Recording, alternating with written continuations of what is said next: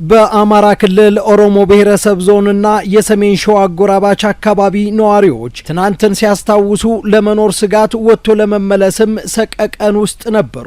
ዛሬ ላይ ግን የአካባቢው አመራር ከሀገር ሽማግሌዎችና ከጸጥታ አካላት ጋር በሰሩት ስራ ርቋቸው የነበረ ሰላማቸውን መመለስ ችለዋል። ኢንሻአላህ ሰላሙ ጥሩ ነው። አሁን በጣም ጥሩ ነው። ነገሶን እየገባን ነው። ነገሶኛ ውስጥ እየገቡ ነው። አንድ ላይ ያረስን ነው። አንድ ላይ የሚያመረት ነው። የነሱን ንብረት እኛ እየጠበቅ አብሽሩ ብለን እነሱም ደግሞ እኛን እያመሰገኑ አብረን እየኖርን ነው ያለነው። በጣም ቆንጆ ነው። ሰላም ጉዳይ ወላሂ አሁን በጣም ቆንጆ ላይ ነን። ጥሩ እንቅልፍ እየተኛን ነው። ጥሩ ረፍት አለን። ገበያም እንገናኛለን። እንደልባችን ተደበላልቀን ተገበያይተን ነው የምንለያየው።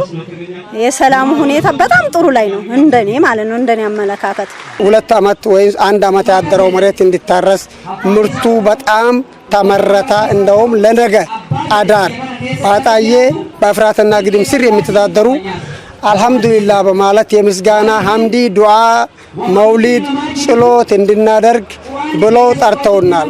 ከጥቁሬ ከወሰንቁርቁር ከባልጪ በጂሌ ከሙጤፈጫ በጂሌ አስተዳደር ስር ያሉትን በጣም እናመሰግናቸዋለን ለማለት ለነገ ጠርተውናል። አሁን ላይ ሰላማቸውን አጽንተው የሰላምን በረከት እየቀመሱ ነውና የልማት ጥያቄንም ማንሳት ጀምረዋል።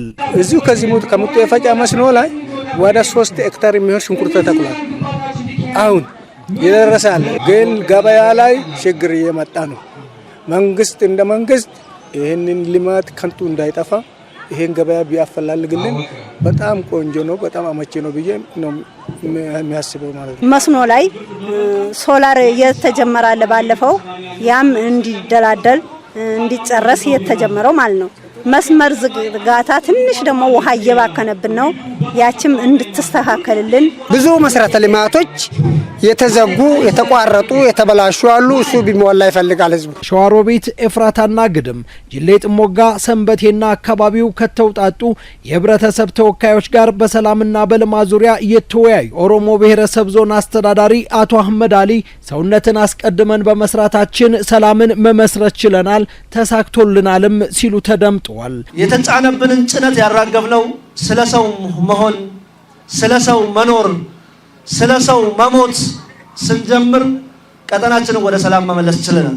በተለይም አሁን ያለውን ሰላም በማስቀጠል የተጀመረውን ልማት ያለፉትን በሚያካክስ መልኩ ለማሳደግ የጽንፈኝነት አስተሳሰብን ማጥራት እንደሚያስፈልግም ነው የተጠቆመው። ሸኔን የሸኔ አስተሳሰብ በተግባርም በአስተሳሰብ መታገል፣ ጽንፈኝነት የቀጣናው ቁልፍ ጠላቶች ናቸው ብለን አቋም መውሰድ፣ በባለፉት 2 አመታት የሰራነውን ስራ አሁንም ተደማሪ ስራ በቀጣይ መስራት ያስፈልጋል። ሁለቱ አመራሮች በማህበረሰቡ ዘንድ የተነሱ ልማቶችን ለመፈጸም ቃል የገቡ ሲሆን በአማራ ክልል ደረጃም የአካባቢውን ሰላም በማጽናት ልማቱን ለማፋጠን እንደሚሰራ ተነግሯል። ከመንገድ መሰረተ ልማት አቅርቦትን በተመለከተ ሁሉም ከተሞች ደረጃ ወጥቶላቸው መስፈርቶች ተዘጋጅተው እድሉ የሚያገኝበትን ሁኔታ የጀውሃ አካባቢ እናመቻቻለን። እኔ ማሰሪያው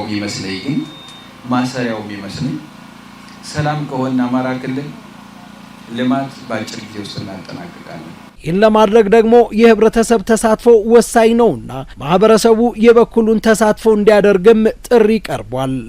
ክልሉ ይህንን ሰፊ የሆነ የልማት ፍላጎቱን በክልሉ የሚኖሩ አካባቢዎች ፍትሃዊ በሆነ መንገድ ለማልማት ከፍተኛ ገቢ መሰብሰብ ይኖርበታል።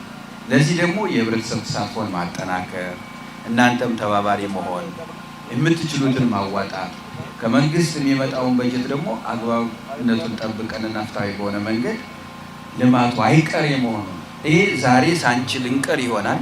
በሚቀጥለው ግን ሳንችል አንተው